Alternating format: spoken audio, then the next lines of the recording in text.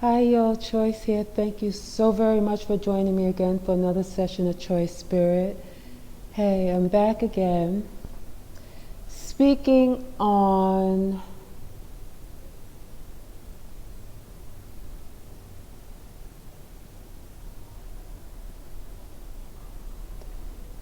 relationships.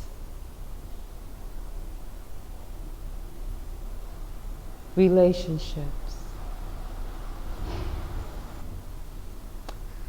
Most often, people find themselves in relationships needing other people, needing people to complete them. To complete them. Yes, they want someone to love. They want someone to love and want to share love. But many of us are going into relationships for selfish reasons. Selfish reasons. But we don't know. Because we're not going into the relationship with our cup overflowing. I'm not saying all, I'm saying many of us, most of us, are not really going into, we're not really going into a relationship with a cup overflowing. We go into into relationships with our cup less than half filled. Some of us go into relationships with our cup empty.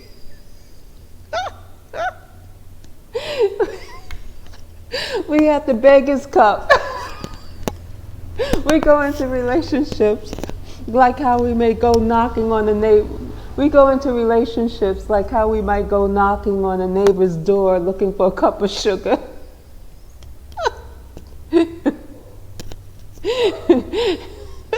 Needing some sugar to finish our recipe, or to have some tea, coffee, or hot cereal, whatever, cereal. So, hey,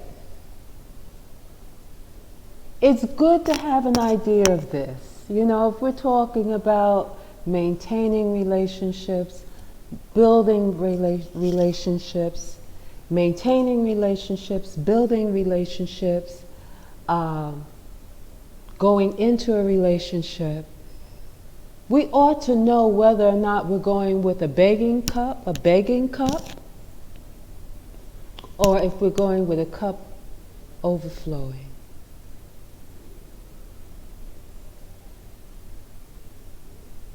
What are we bringing? What are we bringing to the table? What are we bringing? What are we expecting? What are our aspirations and desires? We know most often the first desire is what we see we want to get. Let's call it what it is. That's the first desire. I want to get that. I have to have that. I need that.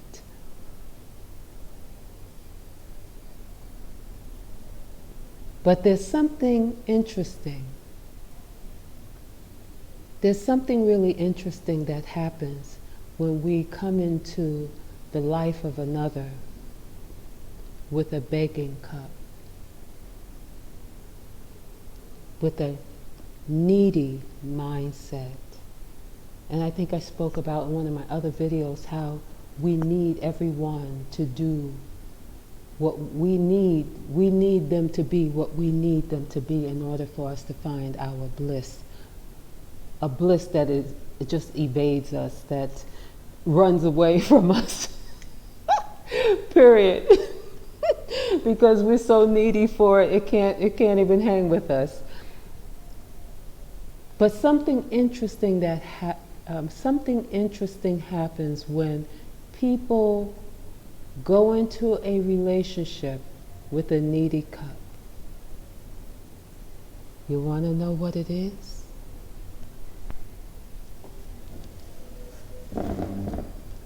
You want to know what it is? The other person has a needy cup too. So you end up having two empty cups.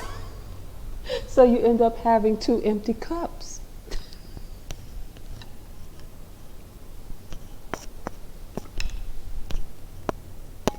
I'm just saying.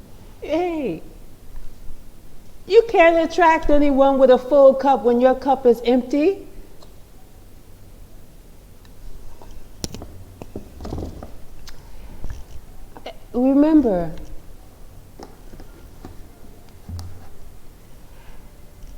Remember we talked about vibes. You cannot attract anyone with a full cup when your cup is empty and you're in a needy state. It's not happening. It's just not happening. So, what do? We work on filling our cup. We work on getting ourselves right. And when we come into a relationship, chances are, if we work on filling our cups full with all, good things and full with all good things, chances are, when we're vibing that way, we're going to attract someone with a full cup too. And then you'll meet someone and you guys have two full cups. That's a powerful, powerful union. That's what you call evenly yoked. Quick word.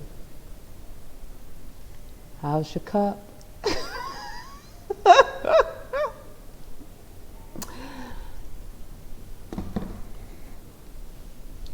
How's your cup? Namaste. Peace. Much love.